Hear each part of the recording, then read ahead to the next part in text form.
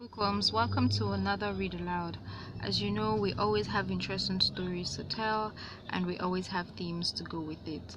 Our theme for this month is still on Black heritage. That is, we're going to be telling stories about who we are as Black people and what we represent. The title of our story today is Anansi Gives People Stories. And it's a Ghanaian folktale, which means it's a story that is common amongst people of Ghana. And it was illustrated by Wehan De Hare. As you can see in this first page, we have what looks like a spider and people and animals all around him with some illustrations. Let's see what the story is about. Long, long ago, the sky god Nyame kept all stories locked in a wooden box, high in the sky. People down on earth had no stories to tell, and they were very sad.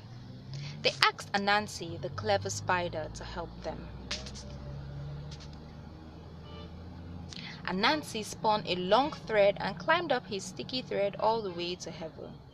"Can I have the stories, please?" he asked the sky god. But Inyami laughed at Anansi and said, "Oh, these are very expensive stories. You wouldn't be able to pay for them, little spider." "How much do these stories cost?" asked Anansi. "You will have to bring me 3 rare and fierce animals," Inyami answered.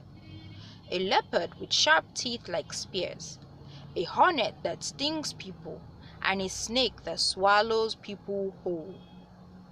He laughed and laughed. He thought his stories were quite safe. So Anansi climbed slowly back down his sticky thread to the earth.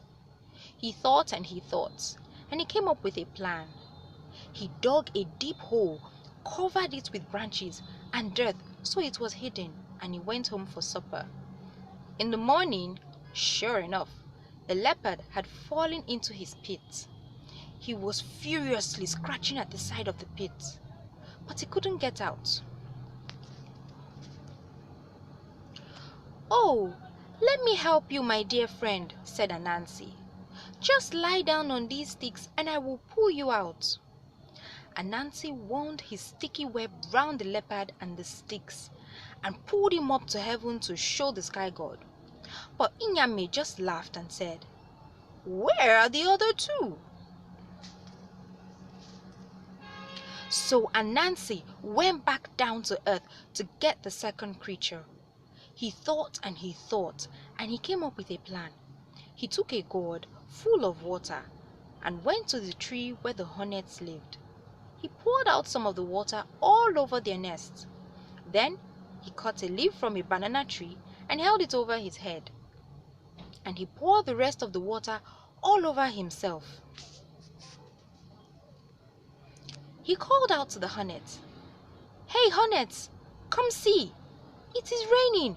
Quick, get inside my gourd and it will keep all of you dry." Hornets don't like to get wet, so they all flew into Anansi's gourd.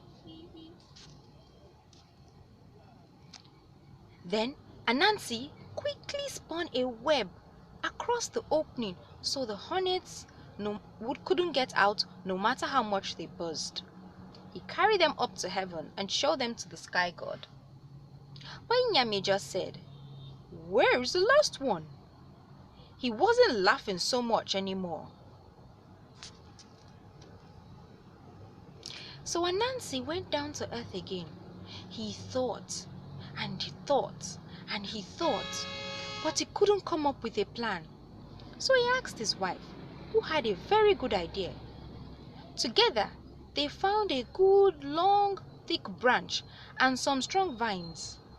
When they got near the stream where the snake lived, they began to argue. "The branch is longer." "No, it isn't." "Yes, it is." Soon, the snake came out and asked what the argument was. "I was arguing with my wife," said Anansi. "She says this stick is longer than you are, but I don't agree." "Of course I'm longer than that stick," said the snake. "I'm very long." I'm a huge snake. Just put your stick next to me and measure.